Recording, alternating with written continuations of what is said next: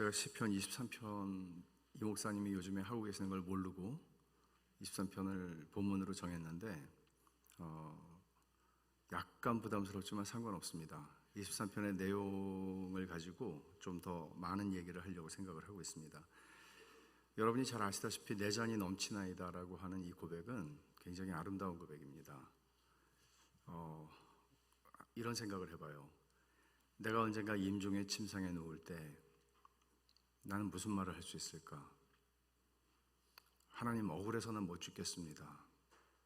이럴 수도 있겠죠. 근데 이런 고백을 할 수 있다면 그 인생은 정말 괜찮은 인생 아닐까?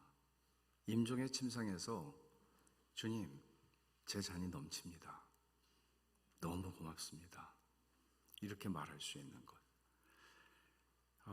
다윗이 쓴 시죠.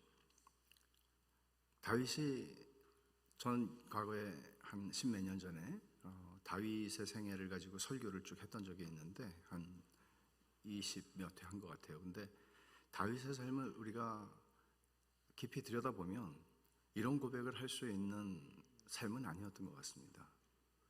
이 사람 미치지 않고 어떻게 살았지? 이런 생각이 많이 들어요.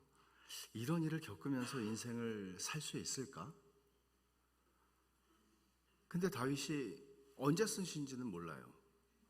제 생각에는 상당히 노년에 썼을 것 같아요. 왜냐하면 여기 원수도 등장을 하고 또 사망의 음침한 골짜기도 등장을 하고, 그러니까 인생에서 산전수전을 많이 겪어본 사람이 그 뒷부분에서, 인생의 뒷부분에서 쓴 시가 아닐까, 그저 그렇게 저 스스로 생각을 하는데,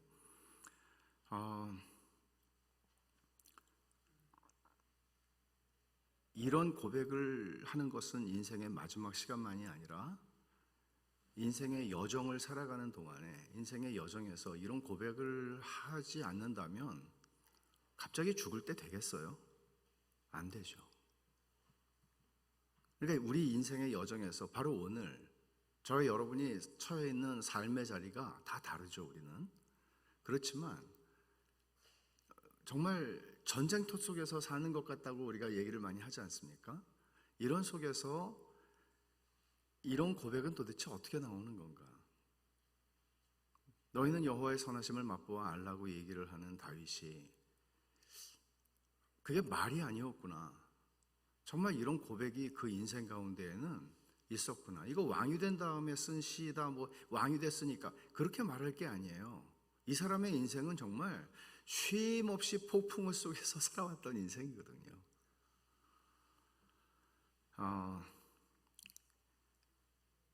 마지막 부분에서 내 평생의 선하심과 인자하심이 반드시 나를 따르리니 내가 여호와의 집에 영원히 살리로다. 여기 따른다는 말은 히브리어 사전을 찾아보면 강아지를 이렇게 데리고 산보할 때 강아지가 졸졸졸 따라오는 그런 게 아니고요. 이게 추격한다는 말이에요. 이렇게 말하죠. 존 파이퍼 목사는 여러분, 한국 경찰도 무섭지만 미국 경찰 진짜 무섭거든요. 도망은 무슨 도망이에요. 뒤에서 불 켜고 쫓아오면 이게 아주 감당이 안 돼요. 근데 도망갈 수가 없죠. 도망가면 뭐 헬기 뜨고 뭐 고속도로 막아놓고 별일을 다 하니까. 근데 존 파이퍼 목사는 이렇게 비유를 합니다. 하나님의 선하심과 인자하심으로 정령 너를 추격하여 너를 덮칠 것이다. 이거를 경찰이 뒤에서 불을 켜고 쌍불이죠. 선하심과 인자하심의, 경찰은 선하심과 인자하심이 아닙니다.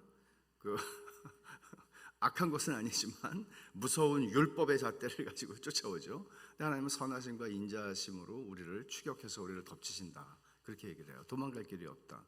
아마 하나님의 선하심과 인자하심이 우리 인생의 어느 순간에 덮쳤기 때문에, 우리가 붙잡혔기 때문에 오늘 저와 여러분이 이 자리에 있는 것 아니겠습니까? 여러분, 우리가 어떻게 이 자리에 있는 이거 기적이에요. 사실은 여러분 가운데는 거듭난 분도 있고 거듭나지 않은 분도 계시리라 생각을 합니다. 그러나 우리가 여기까지 이렇게 온다는 것은 제정신으로는 올 수 있는 게 아니거든요.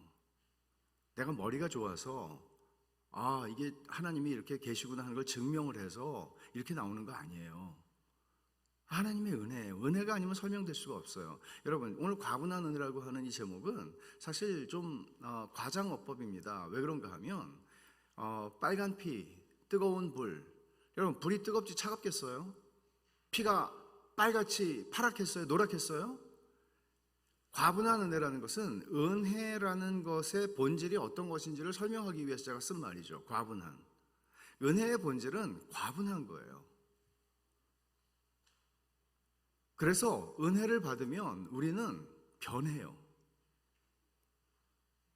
근데 어느 순간 우리가 살아오는 동안에 은혜라는 말은 우리 기독교에서 가장 많이 쓰는 말이죠. 근데 은혜라는 말이, 이 개념이 우리가 살아오는 동안에 익숙해지고 또 그냥 너무 당연해지고 그렇게 되면서 우리가 종교인이 될 수 있는 거예요. 샘 슈마커라고 하는 사람은 이런 말을 했거든요. 하나님의 크신 은혜로 우리가 구원을 받고 탕자처럼 돌아와서 아버지 품에 안겨서 10년이 지나면 사람들은 형이 된다고, 너무나 당연하게 된다고, 바리새인이 된다고. 되게 두려운 얘기죠. 여튼 이 본문에서 이야기하고 싶은 것은 신자의 인생은 하나님의 손에 붙잡힌, 하나님의 그 진노하시는 하나님의 손에 붙잡힌 것이 아니라 하나님의 선하심과 인자하심이 정녕 우리를 추격하는 그런 인생, 그게 신자의 인생이다, 그렇게 얘기를 하는 것 같습니다. 그러니까 세상 말로 말하면 대박이죠. 하나님이 우리를 포기하지 않으시고 우리에게 선을 베푸시는 일을 결단코 그치지 아니하시고, 첫날 저녁에 예레미야 32장 말씀을 읽었잖아요. 그 말씀이에요. 하나님이 선을 베푸시고 선을 베푸시고 선을 베푸시기를 그치지 않으시는 인생, 이게 신자의 인생이라는 거죠. 로마서 8장 1절에 보면은 그리스도 예수 안에 있는 자에게는 결코 정죄함이 없다. 그리스도 예수 안에 있는 것은 예수 믿는다는 뜻이죠. 예수 그리스도가 내 생명 안에 거하신다는, 내 영혼 안에 거하신다는 얘기죠. 그러면 우리는 예수님 바깥으로 나갔다 들어왔다 나갔다 들어왔다, 범죄할 때마다 나가고 범죄하지 않고 순종할 때마다 들어오고 그런 거 아니잖아요. 예수 안에 있는 사람은 하나님께서 지키시고 그 끝까지 그 성도의 인생을 지키신다고 말씀하잖아요. 그럼 그리스도 예수 안에 있는 자에게는 정죄함이 없다는 얘기는 어떤 뜻입니까? 하나님께서는 예수 그리스도 안에서 우리를 용납하셨기 때문에 우리가 넘어지고 일어서고 실패하고 성공하고 우리가 순종하고 불순종하고 우리가 악하게 행동하고 선하게 행동하고 이 모든 것에도 불구하고 하나님께서는 우리의 행동 거지에 따라서 우리를 향하신 하나님의 태도와 얼굴색이 변하지 않는다는 얘기를 하는 거예요. 왜냐하면 본질적으로 우리는 됨됨이가 괜찮아서 이 자리에 있는 사람 하나도 없어요. 이런 면에서 교회는 세상의 윤리와 세상의 도덕적 기준보다 괜찮은 사람들이 모인 곳이 절대 아닙니다. 교회는 윤리운동하는 단체도 아닙니다. 그렇다고 해서 교회의 윤리와 도덕이 땅에 떨어져도 된다, 그런 얘기 하는 거 아니죠. 그러나 우리는 괜찮기 때문에 이 자리에 있는 게 아니라고요. 하나님의 은혜 때문에 있는 사람들이라고요. 은혜는 우리를 겸손하게 만들어요. 왜냐하면 나 잘난 거 가지고 살지 못하게 하는 거예요. 반면 세상은 자기 잘난 거 가지고 살죠. 그러니까 우리는 이게 어려운 거예요. 신앙을 가지고 우리가 주님을 만났을 때 나 잘난 맛에 살았어요. 지금까지 쭉 그렇게 살았어요. 근데 주님을 만난 다음에는 그걸로 살 수가 없는 거예요. 교회에서만 그러는 게 아니라 내 존재 자체가 나 잘난 걸로 살 수 없는 존재가 되는 거예요. 바울이 고린도전서 15장에서 얼마나 하잖아요. 나의 나된 것은 하나님의 은혜입니다. 내가 수고 많이 했습니다. 다른 사도들과 비교해 볼 때 내가 수고 진짜 많이 했습니다. 그런데 그거 내세울 거 아무것도 없습니다. 이게 다 주님의 은혜였습니다. 이게 내 잔이 넘치나이다라는 고백이라는 사실 아세요? 여러분, 이런 고백을 하기 위해서 우리가 열심히 살지 않아도 된다, 하마터면 열심히 살 뻔했다, 이런 얘기하는 거 아니에요. 주님 때문에 우리 열심히 살 수 있어요. 근데 그렇게 분에 넘치는 수고를 하고, 심지어 우리 교회 역사 속에서 순교하신 분들이 계시죠? 그런 분들조차도 주님, 제가 순교했습니다, 기억해 주세요, 이렇게 못한다는 얘기죠. 왜냐하면 은혜가 너무나 커서요. 그 은혜가 나를 그 자리까지 데려간 걸 아니까요. 이게 기독교예요. 흉내를 못 내요. 세상에서 어떤 종교도, 어떤 단체도, 어떤 조직도 흉내를 낼 수가 없어요. 하나님이 우리에게 주시는 은혜는 그냥 기적이니까요. 신비니까요. 로이드 존슨은 이렇게 설명합니다. 그리스도인은 그리스도로밖에 설명할 수 없는 사람이다. 그래요. 다시 말하면 이거는 그리스도인은 은혜로밖에는 설명할 수 없는 사람이다. 아, 이 사람 원래 똑똑하잖아, 원래 이 사람 돈 많잖아, 원래 이 사람 이런 집안 출신이잖아, 그렇게 설명되는 게 아니고, 그리스도인은 저 사람 어떻게 저럴 수 있지? 은혜 받은 사람이거든. 은혜 받은 사람이거든. 은혜가 아니면 만들어낼 수 없는 변화가 있어요. 그리고 우리는 그런 증인으로 부름을 받은 사람들이에요. 여러분 진짜 부러운 게 뭐예요? 돈 많은 게 부럽습니까? 성공한 게 부럽습니까? 뭐가 부럽습니까? 그리스도인들이 하나님의 생명이 내 안에 있다면 우리가 진짜 부러워해야 되는 거, 인생을 살면 진짜 부러워해야 되는 건 뭔가 하면 내 잔이 넘친다고 고백하는 사람을 부러워하셔야 돼요. 이거보다 부러운 게 세상에 어디 있습니까? 저 사람은 나보다 공부도 못했어. 저 사람은 나보다 성공도 못했어요. 근데 이거 뭐예요? 저 사람은 그 은혜를 고백하고 살아요. 이게 엄청난 얘기잖아요. 신비예요. 논리적으로 설명할 수 없는 얘기예요. 우리가 애들을 기르면서도 야, 공부 못하면 나중에 누구 밑에서 살아야 돼. 공부 잘해야 돼. 그래야 연봉도 많이 받고 좋은 집에 살아. 우리는 정말 우리 자녀들을 가르치고 자녀들에게 말로만이 아니라 우리 삶으로, 부모들이 삶으로, 야, 엄마 아빠는 네가 하나님의 은혜를, 하나님 내 잔이 넘칩니다, 이렇게 고백하는 삶은 좋겠어. 우리의 삶을 우리가 원한다고 해서 원하는 삶을 사는 건 아니에요. 하나님이 주님이 우리 갈 길을 아까 노래 부른 것처럼 아세요. 우리를 인도하세요. 근데 그 모든 삶의 자리가 항상 푸른 초장은 아니에요. 사망의 음침한 골짜기도 되게 많아요. 없는 사람 없어요. 근데 놀랍죠? 사망의 음침한 골짜기를 졸업하고 나서 끝이 보이지 않는 터널을 지나고 나서 여호와는 나의 목자시니 말하는 게 아니고요, 그 속에서 이렇게 고백하는 거거든요. 기적이죠. 그럼 여러분, 내 잔이 넘칩니다라고 고백하는 인생을 사는 것, 어떻게 하면 이렇게 살 수 있어요? 예수 잘 믿어야죠. 예수 잘 믿어야 돼요. 근데 이게 두 가지인데요. 과분한 은혜를 받은 사람은 이렇게 살아요. 그리고 과분한 은혜를 받은 사람은 이렇게 삶으로써 더 큰 과분한 은혜를 또 누려요. 이런 관점에서 제가 몇 가지를 오늘 말씀을 드릴 텐데, 먼저 제가 과분한 은혜를 누리고 산 사람들의 특징을 좀 설명하기 위해서 두 사람을 제가 좀 이야기를 할게요. 먼저 바울입니다. 바울은 육체의 가시를 제거해달라고 하나님 앞에 3번이나 기도했는데 거절당했어요. 바울이 누굽니까? 죽은 사람도 살릴 수 있는 기도의 능력을 가진 사람 아니었습니까? 저는 이 표현 자체는 좋아하지는 않지만, 근데 바울은 자기 자신의 육체의 가시를 없애달라고 기도하는데 하나님이 거절하셨다고요. 3번이나 기도했는데. 육체의 가시가 우린 뭔지 몰라요. 고린도 사람들은 알았겠죠. 이게 바울을 괴롭히던 유대인들이다, 고린도 사람들이다, 또는 바울이 안질로 고생을 많이 했는데 그 육체의 질병을 얘기한다, 또는 그가 뇌전증, 간질병이라고 옛날에 하는 거, 그런 게 있었다고 학자들이 얘기를 해요. 아마 그 중에 하나였을 것이다. 저도 그렇게 생각합니다. 치명적인 약점인 거죠. 설교를 하다가 그가 쓰러져서 막 그런 걸 보면 사람들이 얼마나 은혜가 되지 않겠습니까? 치명적인 약점이죠. 만약에 그렇다면 저 사람은 눈병인데 하나님 고쳐주시려나? 치명적인 약점이죠. 우리에겐 다 있습니다, 육체의 가시라는 것이. 근데 하나님께서 거절하세요. 거절하시면서 말씀하시는 게 이거죠. 내 은혜가 내게 족하도다. 이는 내 능력이, 하나님의 능력이 네가 약한 데서 온전하여지기 때문이야 라고 말씀하세요. 이거는 완전히 우리가 가지고 있는 우리의 약함 또는 육체의 가시라고 말할 수 있는 우리 인생의 치명적인 약점, 누구도 알기를 바라지 않는, 내가 누구에게도 말하고 싶지 않은 은밀한, 감추어진 나만의 약점, 나만의 과거, 나만의 어떤 것들 의미할 수 있습니다. 그런데 그것이 하나님 말씀하시기를 나의 능력은, 나의 전능한 능력은 너의 약함 속에서 일을 해 라고 얘기하는 거예요. 근데 여러분, 우리가 생각하는 이 세상의 논리는 뭐예요? 자기 잘난 맛에 살아요. 나 이런 사람이야. 우리가 그렇게 우리 자신을 인식하고 살아간다면 거기 하나님의 능력이 들어설 자리는 없는 거죠. 내가 내 밥심으로 살아, 나 똑똑하게 공부 많이 한 걸로 살아, 나 돈 많은 걸로 살아. 우리가 천박하게 그렇게 표현은 안 하지만 우리의 속에는 그런 것들이 얼마나 많이 복합적으로 감추어져 있겠습니까? 바울은 그래서 이렇게 고백을 합니다. 도리어 크게 기뻐함으로 나의 여러 약한 것들에 대하여 자랑하리니 이는 그리스도의 능력이 내게 머물게 하려 함이라. 약한 걸 자랑한답니다.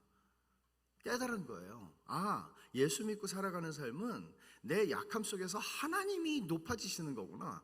내 약함 속에서 하나님의 능력을 내가 맛보고 경험하는 삶이구나. 이걸 안 거예요. 이걸 알아야 내장이 넘치나이다라고 고백할 수 있는 거예요.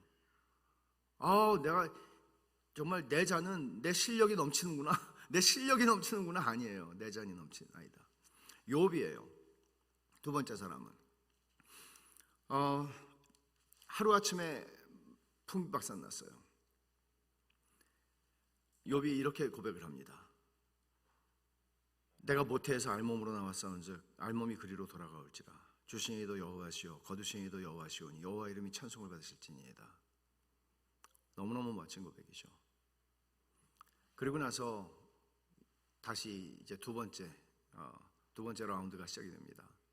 어마어마하게 길고 어마어마하게 깊은 고난이었습니다. 이 고난 속에서 욥은 언제나 처음에 고백했던 것처럼 이렇게 멋있게 고백하지는 못했습니다. 그래서 하나님께 따져 묻습니다. 하나님, 내가 왜 이런 고난을 겪어야 되냐고. 그 이유라도 좀 알았으면 좋겠다고. 그런데요, 나중에 하나님께서 욥에게 나타나시죠. 그때 하나님이 물으시는 물음의 핵심은 이거예요. 너는 내 앞에서 누구니? 이거예요. 하나님은 대답을 해주셔야 되는데 질문을 했어요. 넌 내 앞에서 누구니? 근데 우리는 다 이런 질문을 받지 않습니까? 여러분, 우리는 다 이런 생각 안 해요. 사실은 하나님 앞에서 내가 누군가를 생각하기보다는 사람들 앞에서 내가 누구인가 생각해요. 내가 저 사람보다는 똑똑한 것 같아. 내가 저 사람보다 말 좀 잘하는 것 같아. 내가 저 사람보다는 좀 더 괜찮은 것 같아. 우리 이런 식으로 사람들 앞에서 사람들과 비교하면서 우리 자신들을 증명합니다. 근데 하나님이 물으시는 건 이거죠. 넌 내 앞에서 누구니? 우리는 이 질문을 피할 수 없습니다. 지금 바로 지금이요. 여러분은 하나님 앞에서 누구세요? 욥은 회개를 하는데 어떻게 회개를 하나 하면요, 사실 생각해 보세요. 욥은 영문도 알 수 없는 고난을 겪었습니다. 그러면 하나님께서 나타나셨을 때 하나님이 회개하셔야 된다고 우리는 생각할 수 있어요. 왜냐하면 하나님이 미안하다. 내가 그 마귀 그놈 앞에서 내가 네 자랑하는 바람에 그놈이 너를 그냥 흔들었구나. 미안해. 다시는 내가 마귀 앞에서 네 자랑 안 할게. 하나님이 나한테 미안하다고 하셔야 되는 거 아니에요? 욥은 그냥 영문도 모르고 당했는데, 근데 욥이 말해요. 내가 죽게 되어 귀로 듣기만 하였사오나 이제는 눈으로 주를 배웁나이다. 그러므로 내가 스스로 거두어드리고 티끌과 재 가운데서 회개합니다. 욥이 회개할 게 뭐가 있어요? 근데 욥이 회개한대요. 뭘 회개하는 거예요? 하나님께 내가 따져 물어서 하나님이 이유를 납득시켜 주시면 내가 주님을 따라갈 수 있다고 생각했던 것을 회개한다는 뜻이죠. 우린 그런 생각을 가지고 살지 않습니까? 하나님이 나한테 납득시켜 달라고. 내가 하나님 왜 이런 일을 겪어야 되냐고. 고난이 오면 우리 다 그렇게 말해요. 하나님, 내가 왜 이런 일을 당해야 되냐고. 그리고는 내가 옳다는 걸 증명하고 싶은 거죠. 일상은 우리는 그런 싸움에 놓여져 있는 거예요. 그런 싸움에 던져지는 거예요. 자기 증명. 그러나 과분한 은혜를 누리고 산 사람들의 한결같은 고백은 뭔가 하면 시편 119편 68절에서 말하는 것처럼 주는 선하사 선을 행하시오니. 여러분, 이게 내가 모두 원하는 대로 내 인생이 풀렸다는 뜻 아닙니다. 어저께 제가 저녁 때 말씀 전한 것처럼 인생에는 고난이 있어요. 원치 않는 일들을 당해요. 정말 소설이나 영화에서나 볼 수 있는, 드라마에서나 볼 수 있는 일들이 내 인생에 일어나는 걸 경험할 때가 있어요. 설명 불가능해요. 왜 이런 일을 내가 겪어야 되는지 몰라요. 그런데 놀랍죠. 다윗처럼 내 잔이 넘친다고 고백하는 이 신비, 이 기적이 있다고요. 그러면 제가 몇 가지 과분한 은혜를 누리는 길을 좀 말씀을 드리죠. 어떻게 하면 과분한 은혜를 누릴 수 있어요? 또 뒤집어서 말하면 어떻게 하면, 그러니까 과분한 은혜를 맛본 사람은 이런 증상이 나타난다는 거예요. 그러니까 그런 증상이 나타나니까 더 과분한 은혜를 누리게 되는 거예요. 여러분, 우리가 싸워야 되는 제일 큰 신앙생활의 적은 뭔가 하면 자아예요. 자아라는 우상이에요. 자기 자신이죠. 예수님께서 너희가 나를 따라오려면 자기를 부인하고 자기 십자가를 지고 나를 쫓아와라, 그렇게 말씀하셨어요.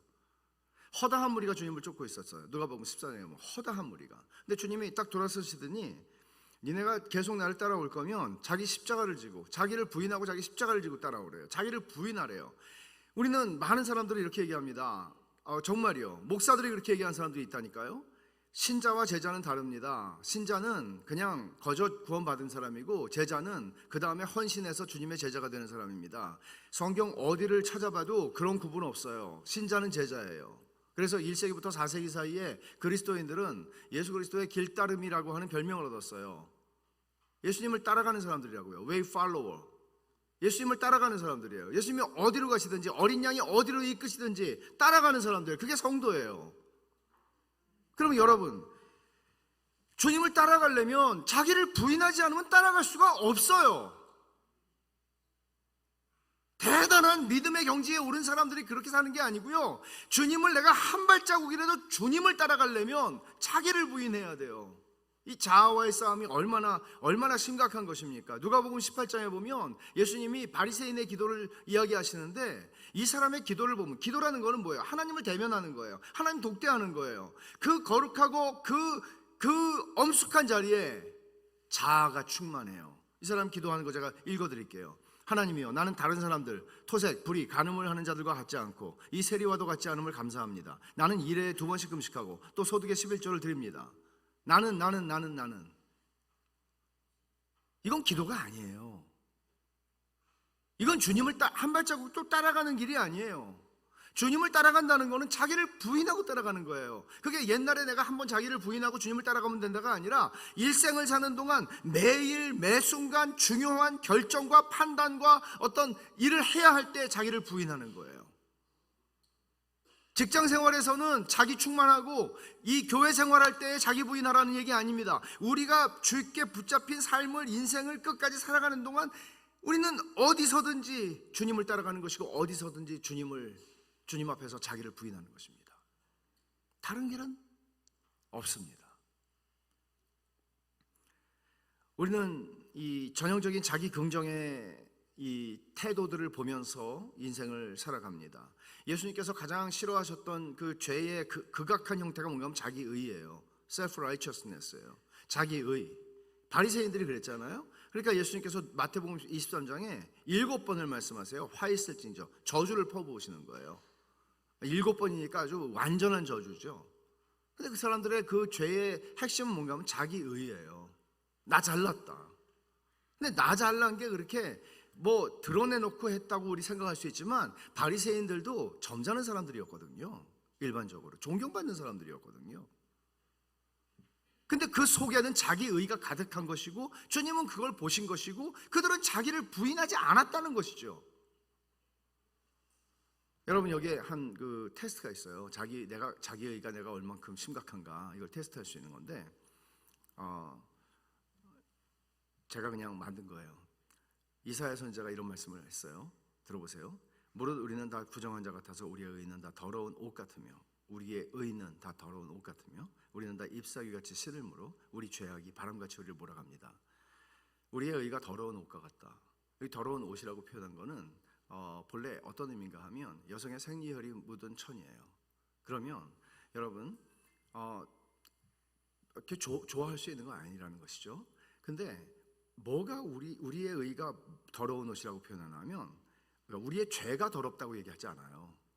우리의 의가 더럽대요. 여러분, 이게 이해가 되십니까? 이 말을 들으면 여러분, 이런 거죠.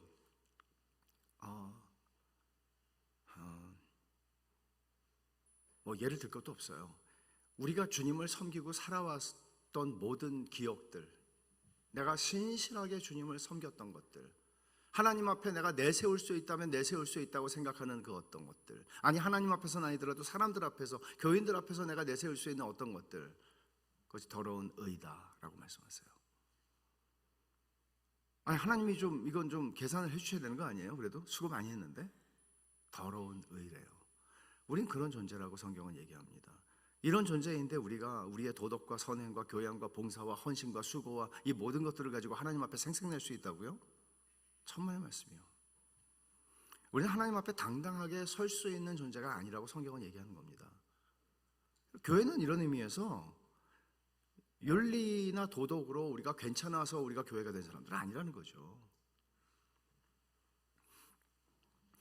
다윗은 자기가 왕이었지만 자기가 하나님 앞에서 아무것도 아니라는 사실을 알았던 사람이에요. 근데 그걸 살짝 놓친 적이 있죠.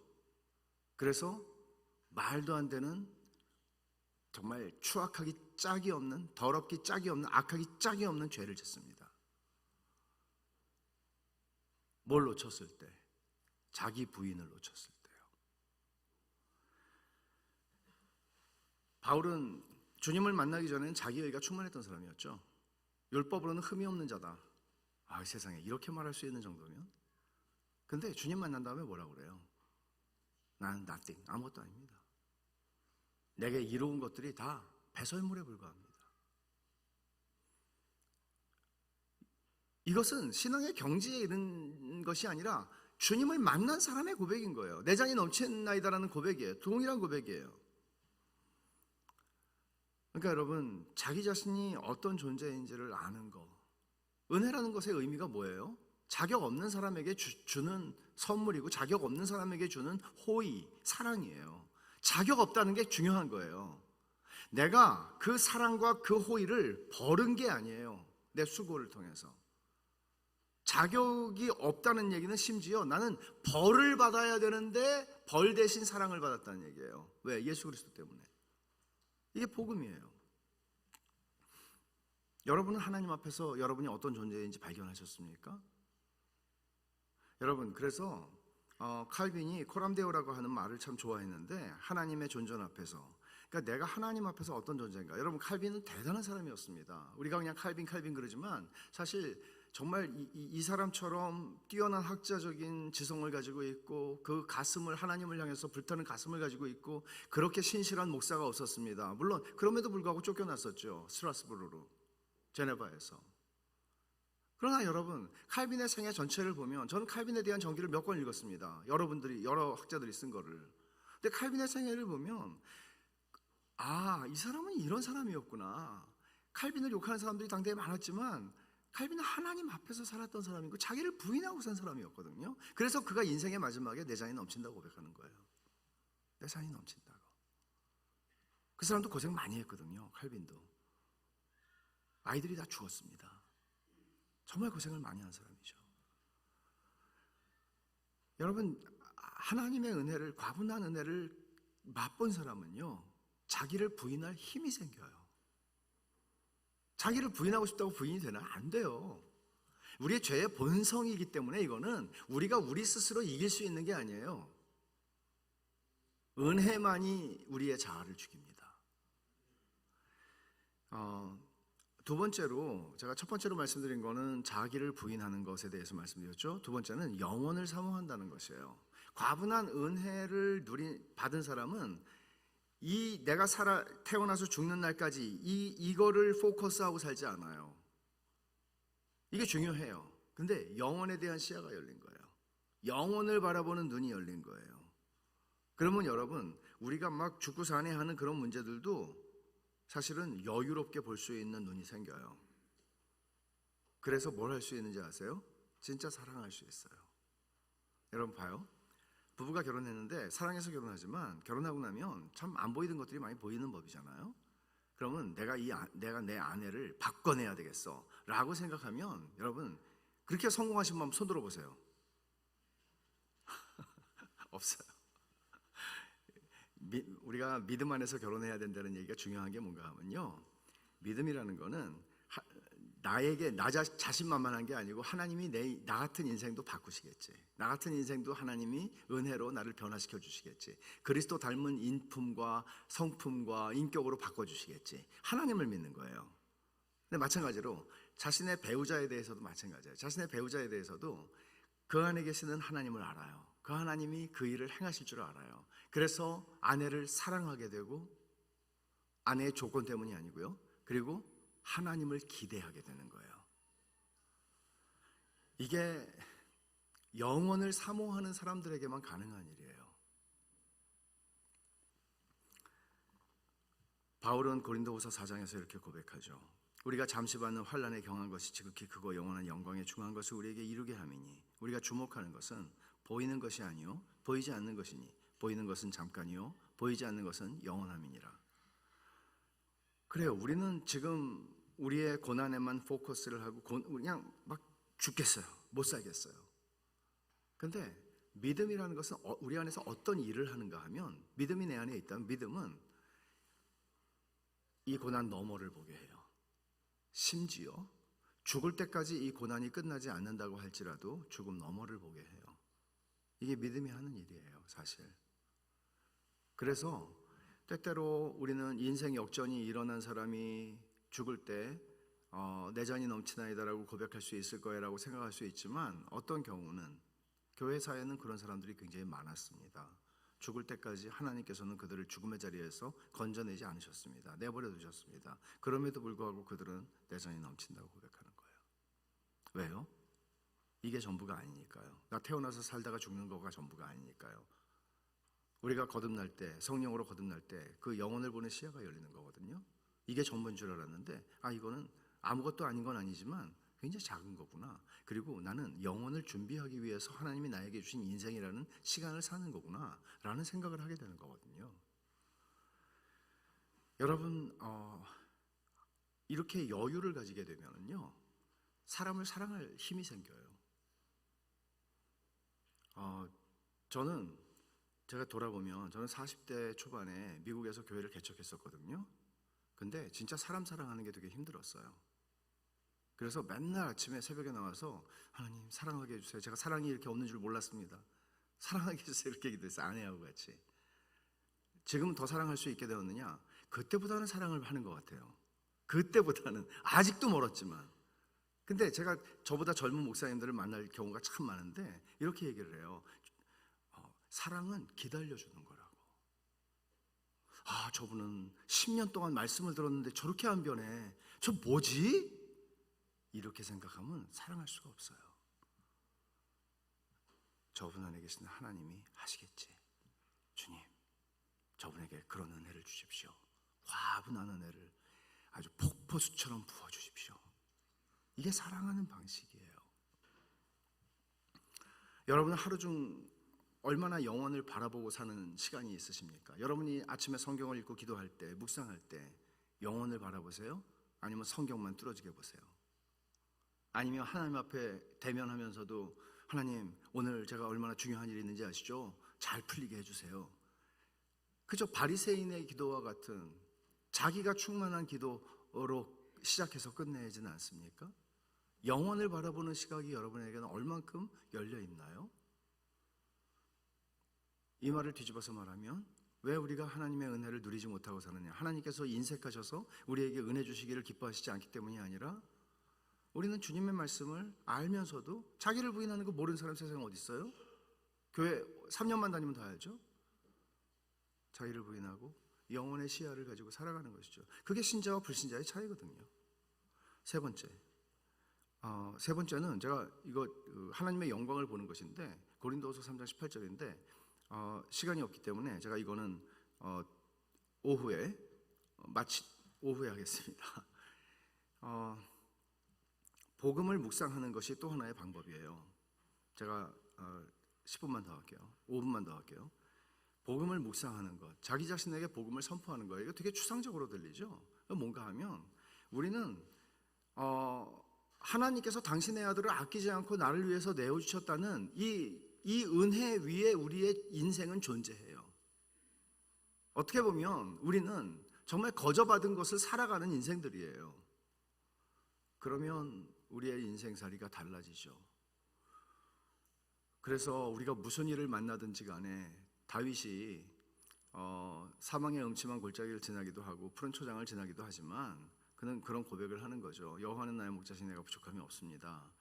바울도 똑같이 말했어요. 로마서 8장에서 누가 우리를 그리스도의 사랑에서 끊으리요? 환난, 공고, 박해, 기근, 적신, 위험, 칼, 그것들이 우리를 그리스도 안에 있는 하나님의 사랑에서 끊을 수 없다. 또 말하죠. 확신하노니 사망이나 생명이나 천사들이나 권세자들이나 현재일이나 장래일이나 능력이나 높음이나 깊음이나 다른 어떤 피조물이라도 우리를 우리 주 그리스도 예수 안에 있는 하나님의 사랑에서 끊을 수 없어. 그러니까 우리가 무슨 일을 당해도요, 여기 우리가 인생에서 겪는 별의별 일들을 다 기록해 놓은 거예요. 무슨 일을 당해도 그리스도 예수 안에 있는 하나님의 사랑에서 나를 끊어낼 수 있는 건 없어.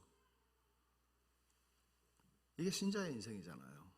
그럼 우리는 이런 일들을 다 겪어요. 기근을 겪을 수도 있어요. 도살당하는 것처럼 정말 그런 양처럼 굴욕을 당할 수도 있어요. 권세자들 앞에서 우리가 짓밟힐 수도 있어요. 위험을 당하기도 해요. 그러나 그 모든 삶을 살아오면서도 그 여정 속에서뿐만 아니라 임종의 시간에도 우리는 주님 감사합니다. 내 잔이 넘쳤습니다. 라고 고백하는 거예요. 이렇게 사셨으면 좋겠어요.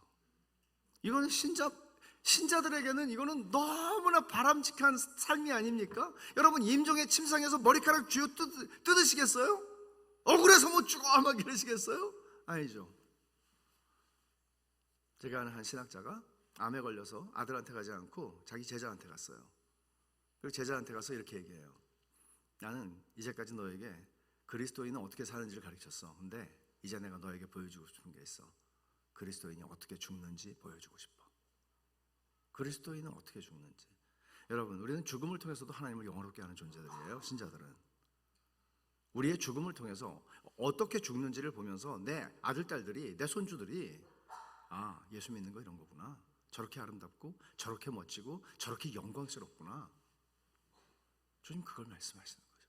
그러니까 예수 믿는 거 정말 진짜 대박이에요. 무슨 뭐 표현할 길이 없어요. 하나님이 우리 안에서 그 일을 하시는 거예요. 그러므로 결론을 내리겠습니다. 우리는 부족함이 너무 많고요, 약함도 많고요, 실패도 많고요, 고난이 많아요. 근데 이 모든 것들이 다 핸디캡이거나 장애물이라고 얘기하지 않아요. 이게 하나님의 과분한 은혜가 내게로 흘러들어오는 통로라고 말하는 거예요. 이게 결론이에요. 커트 톰슨이라고 하는 정신과 의사가 있는데 이분이 DC 근처에서 미국에서 장로로서 설교도 하는 장로예요. 근데 이분이 책을 쓴 게 몇 권 있는데 그 중에 이런 얘기를 합니다. 사람이 성숙해지려면 뭔가를 많이 알아야 돼요. 중요해요. 근데 더 중요한 게 있대요. 내가 누군가에게 알려줘야 된대요. 나라는 존재가. 근데 여러분 한번 보세요. 진짜 여러분 자신이 누군지 진짜 아는 사람이 이 자리에 있습니까? 내가 누군지를 진짜 아는 사람. 그 얘기는 무슨 얘기인가 하면 내가 어떤 커리어를 가지고 있고 어떤 뭐 이런 거 아니고요. 내가 진짜 괴로워하는 내 약점, 내가 힘들어하는 나의 그 문제를 아는 사람이 있냐고요. 우리는 그런 거 말하기 기뻐하지 않아요. 근데 커트 톰슨은 이렇게 얘기합니다. 이거를 이제 교회라고 하는 것은 세상에서 제일 안전한 공동체거든요. 왜? 복음 때문에. 약함을 자랑할 수 있는 곳이라고요. 여기에서만. 근데 그걸 이제 누군가에게 사실은 내가 이런 사람이라고 내 어떤 과거의 이야기 또는 약함 이런 거 얘기하잖아요. 그러면 저 사람이 나를 안 볼 것 같은 그런 두려움 속에서 얘기를 하는 거예요. 근데 이렇게 한대요. 복음을 아는 사람이라면 그 사람은 이렇게 대답한대요. Me too. 사실은 나도 그래. 나도 말하진 않았었는데 나도 그래. 그리고 어떤 일이 일어날까요? 이 사람과 이 사람 사이에 복음 안에서의 깊은 결속이 일어나요. 이전에는 경험해 볼 수 없었던 이 결속을 통해서 우리는 성숙해져요.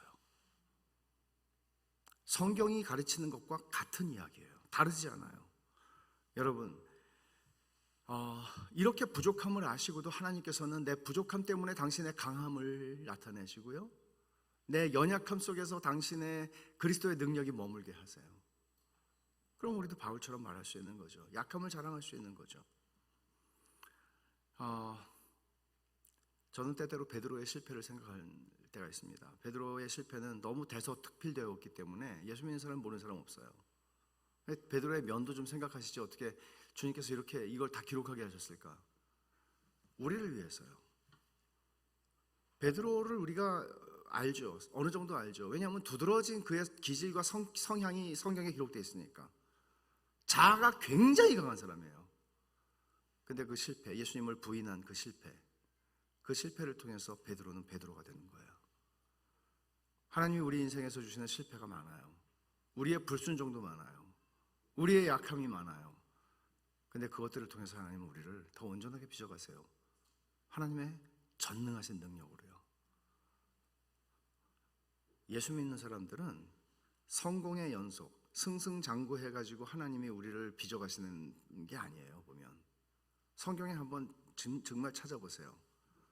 고난이 없는 하나님의 사람은 없어요. 하나님은 그 여정을 통해서 하나님의 사람을 만들어 가세요. 진짜 겸손한 사람, 자아가 충만한 사람이 아니고 하나님으로 충만한 사람. 그래서 하나님의 은혜가 내 잔에 넘쳤어요. 주님, 너무 고맙습니다. 제 인생의 여정을 여기까지 한순간도 놓치지 않고 인도해 주셔서 감사합니다. 이게 우리 고백이어야 해요. 그러면 오늘을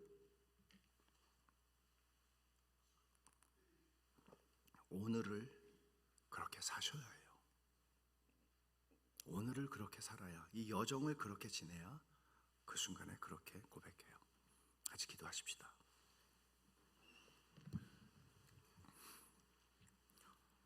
여러분, 오늘 들은 말씀을 깊이 생각해 보세요. 여러분이 가지고 있는 약점, 여러분이 가지고 있는 실패, 고난, 그건 하나님의 과분한 은혜가 내게로 찾아 들어오는 하나님의 통로예요. 그리고 하나님의 은혜가 내게로 그렇게 들어오면 우리는 자기를 부인하는 삶을 살게 되고요, 영원을 바라보는 삶을 살게 되고요, 복음의 은혜를 더 많이 맛보게 되고 그 안에서 하나님의 선하심을 경험합니다. 진정으로 주님, 제 인생에 임종의 그 침상에 누워서 내 잔이 넘친다고 고백하기를 원합니다. 그리고 오늘도 내일도 하나님이 제게 주시는 나날들을 살아가면서 내 잔이 넘친다고 고백하는 인생 살게 해주세요. 그렇게 한번 우리 합심해서 기도하십시다.